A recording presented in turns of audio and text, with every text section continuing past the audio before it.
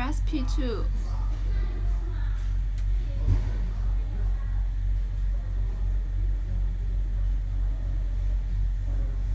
Until the LED on. That means deleting is successful. Press P1 once. Press button A. Now relay 1 is momentary. Press P1 twice.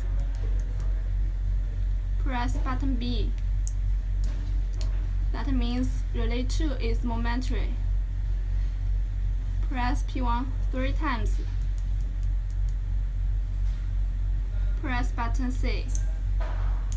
That means relay 1 is toggle. Press P1 4 times. Press button D. Now relay 2 is toggle.